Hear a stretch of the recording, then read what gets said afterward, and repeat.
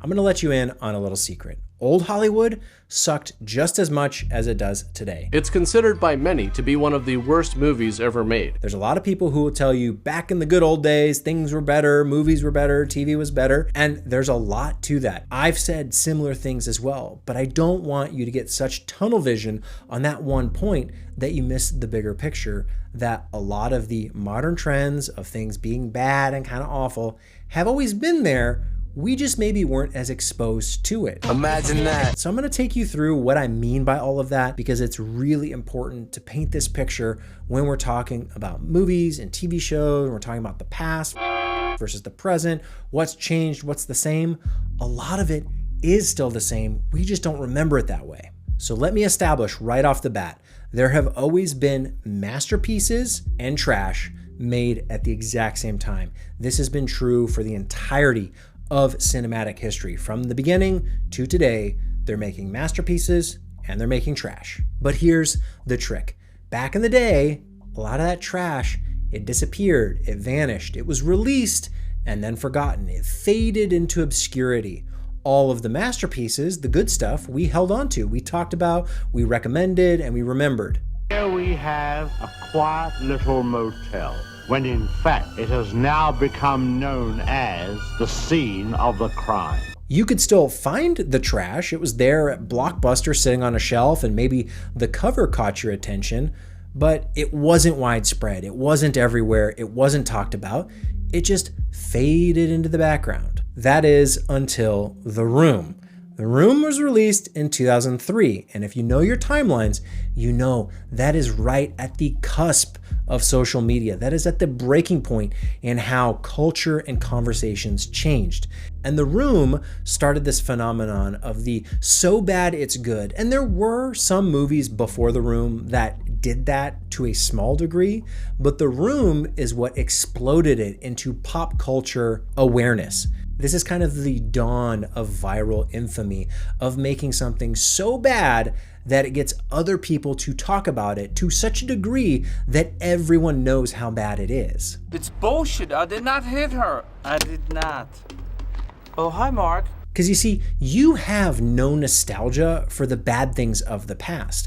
We bring them up now and we talk about them, we mock them, we criticize them, but they were in a past that we don't remember, that we didn't experience, so we don't have any shared nostalgia for these things that were just awful at the time. We have nostalgia for the good things, for the successes, for the wins, those big tent poles that made a splash that we all talked about at the time and we're still talking about today. That's what we cherish the most, and we think fondly of the past through those rose-tinted glasses. For a spirit that would never die. Remember, back in the day, this was an era of containment. Things were isolated. It was individualized to the person or their small friend group. You might find some goofy, wacky film at Blockbuster and you'd rent it and laugh about it over the weekend, but no one else knew about it. No one else knew you did that. You might find a random magazine or an online web forum where people were talking about bad movies, and you'd have this small niche club, these micro collectives where people would engage with each other.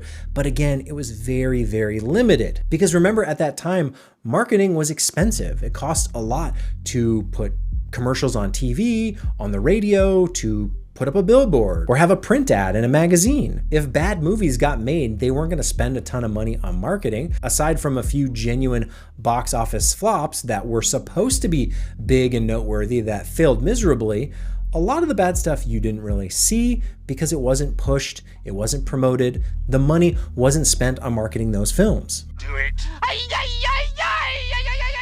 With digital and social media, all of that has completely changed. Bad things last. They linger. In fact, they've built an entire economy of creators who are just film critics roasting bad movies, who are calling out how much trash there actually is. A lot of them are digging into the past, pulling up these old remnants, these old fossils of bad movies from the past. But just as many are focused on the bad stuff coming out today. And it doesn't just fade, it doesn't just vanish, it stays here and we talk about it for weeks, for months. It becomes the new tentpole example of how bad things are because it's an easy reference to always make. And we all have that same reference point. These aren't things that we're renting randomly, individually at the shelf at Blockbuster. We are all experiencing them collectively. And it becomes a never-ending cycle of infinite roasting because the stronger the opinion, the more likely it is to stand out in the algorithm and get shared and reshared. He's a pedantic, pontificating, pretentious bastard, a belligerent old fart, a worthless, steaming pile of cow dung. So just remember, if you think things are bad now, you're right, but also they were bad in the past too. Don't get tunnel vision, take a step back, look at the bigger picture, and remember how much trash there was in the past. Oh, it's up and ready. You just keep it warm. It's warm and ready. Because if you know where to look, you can certainly find a lot of it. Old Hollywood wasn't full of masterpiece after masterpiece after masterpiece. There was some of that, but we're still getting modern masterpieces as well. Remember, it's a creative process and things go wrong for different reasons. Not everyone is equally as talented as everyone else. Mistakes are going to be made, bad stuff is going to get made, and that's okay because failure is part of the process.